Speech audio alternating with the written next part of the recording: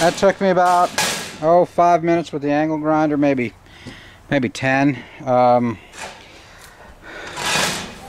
One of the things that you've got to do is make sure there's no sharp edges. I had to go over it, get the burrs off of it. Foam. Trace out the foam, cut it. See that there? Probably, I can't decide if I'm going to put the foam on the inside and have it butt up against here, or if I'm just going to put it on this perfectly flat side, and then do my clamps coming down here. I don't think these edges are high enough to really push the foam out to cause any kind of deformation of the Kydex once it goes down in there. But I'm just not sure how I'm going to do that yet. So I'm going to go get the foam. I'm going to bring it out here. I'll cut it out, and we'll go from there. Okay, hopefully you'll have enough. Get in front of the camera to talk. Hopefully you'll have enough light to see. Now this is the foam that I got from Lowe's. I said Home Depot 100 times in the first video, but I actually meant Lowe's. Got a couple ways I could do it. I could lay this metal out lengthways and it would be plenty wide, but it would be short on the ends. Or I can maybe miss a couple pieces of foam on the corner.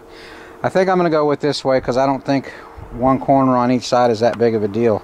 Like I said, I've ordered some more foam from Foam and More, and it should be here next couple days. Until then, we're gonna put this baby together, get this thing together this evening, and man, we're gonna try to cook some Kydex, just fast kind, see what we can come up with. All right, so I'm gonna cut that out. Just gonna use a pocket knife. Just trusty blade here, and it doesn't have to be fancy. After all, this is Kydex press on the cheap, and so probably use the stainless as a cutting board. Cut the foam, then glue the foam. Like I said, I haven't figured out if it's going to go on the inside or if it's going to go on the outside, but I'll burn that bridge when I cross it. So let me cut this and I'll come back.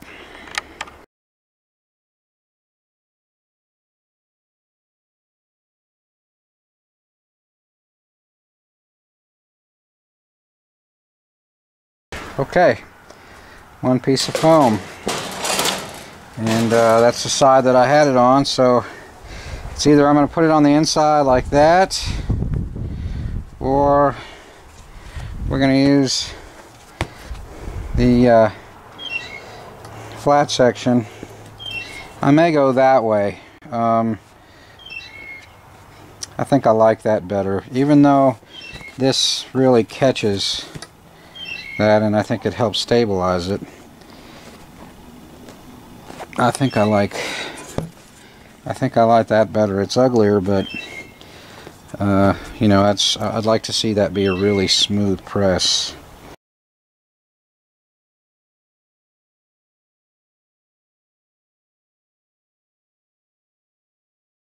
But there we go. There's two pieces right there. And there is our press on a budget.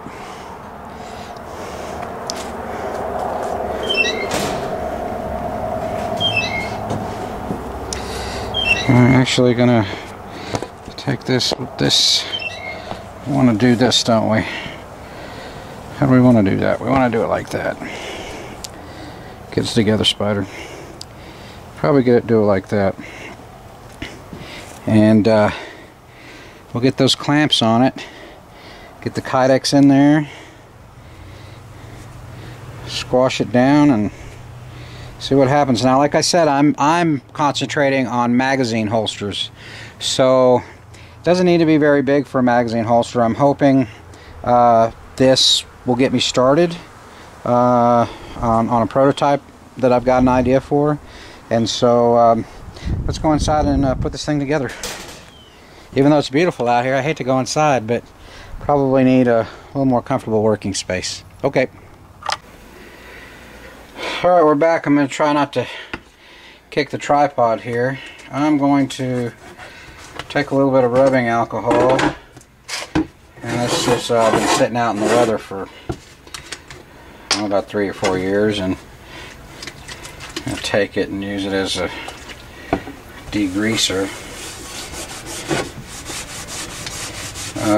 I really don't care if the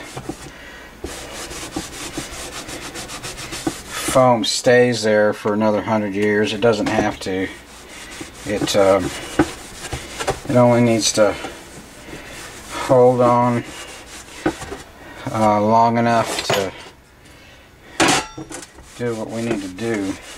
Which, you know, it could be 3 applications, it could be 10, it could be 100. I just don't know how it's going to work out. But since we're doing this on a budget, on the cheap, there's no reason to go overboard with putting this thing together. After all, I'm making it out of a scrap piece of stainless steel. Try to get that in frame for you a little better. And you know, we don't have a lot invested in this project right now, so we want to keep it that way. Okay. Alright, so we get this carpet tape out. Now, I've never used any of this stuff before, but I figure it ain't rocket science. Take this stuff and find where it starts. And give it a slot right there.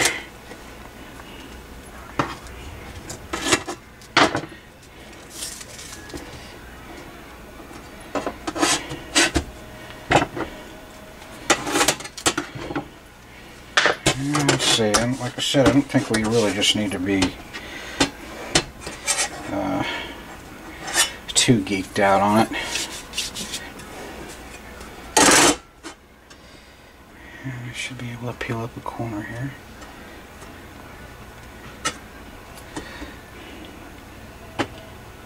Or not.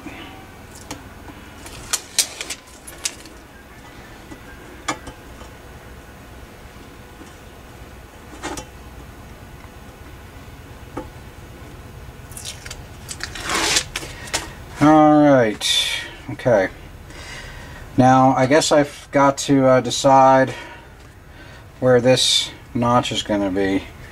I personally don't think it matters, so... Oh, and we want this rigid side down. I almost screwed the pooch there and put the smooth side down. We want the rigid side down. Then we want this on our Kydex. So, I'll just go to that top corner right there, and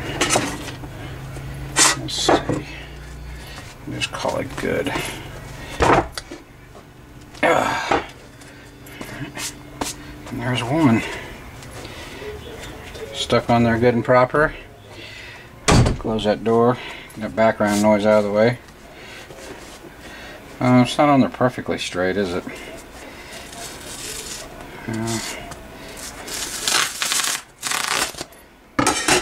See if we can't straighten that up a little bit, just because it makes me feel better. Yeah, that's a little better. That's not so half-ass and sloppy.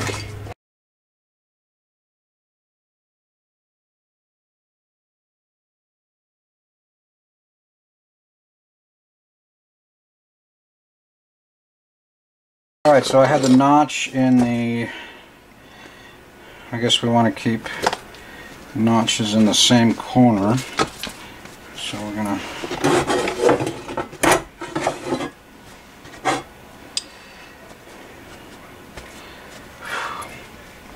put it back there. You hear a monkey in the background. That's my son, Akira. My trusty cameraman is watching SpongeBob. We just got out of school early today. Okay, alright, so yeah, I totally didn't do that right, but maybe I did. Yes, I did. I didn't fly. Alright, there we go. We got the notch there. We got our sandwich there. Oh, we got our sandwich there. And you know, I've got these. You get what you pay for with these sumbitches. Don't buy this clamp at Harbor Freight because it's cheap, because they suck. This is probably the worst tool that I've ever purchased in my life. But you know, we're talking budgets here, but this is just beyond ridiculous. I mean, this is probably the worst clamp that I've ever had my hands on.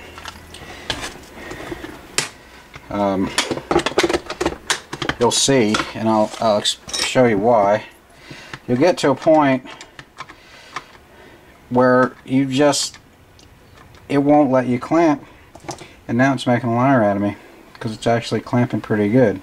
But the other night I was using this on some wood, and it wouldn't let you clamp it enough to catch, and so it never got the right amount of tension.